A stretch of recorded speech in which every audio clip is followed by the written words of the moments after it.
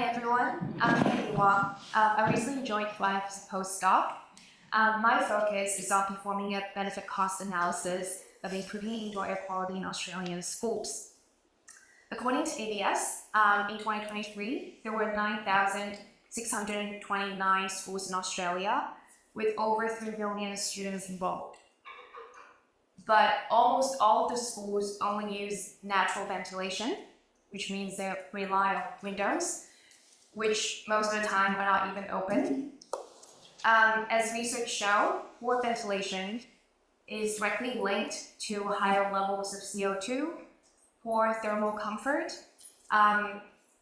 lower attendance rates in students and staff, and even poor cognitive behaviors.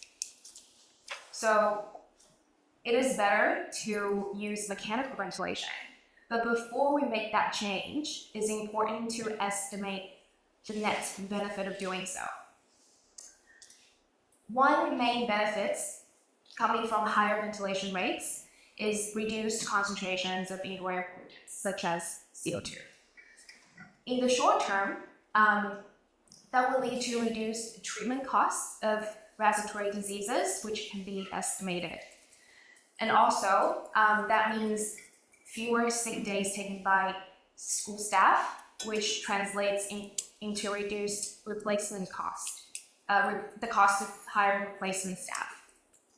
In the long run, reduced concentrations of indoor air pollutants would lead to reduced burden of respiratory disease, estimated as human capital costs. And also, the alleviated negative impacts on students' cognitive capabilities would translate into higher future earning potentials, estimated by GDP per capita. Now, the other main benefit of higher ventilation rates is reduced infection transmissions, such as COVID-19 and influenza.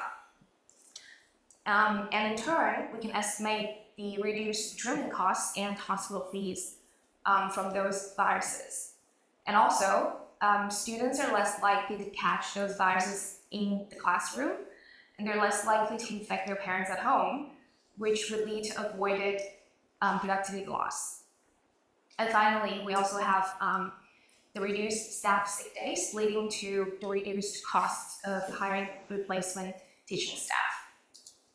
Having quantified this non-exhaustive list of benefits, we would also quantify cost of using mechanical ventilation, such as investment costs and maintenance costs. And eventually, we would obtain this benefit-cost ratio per square meter per person to show what is worth to improve, how much it is worth to improve indoor air quality in Australian schools. Thank you.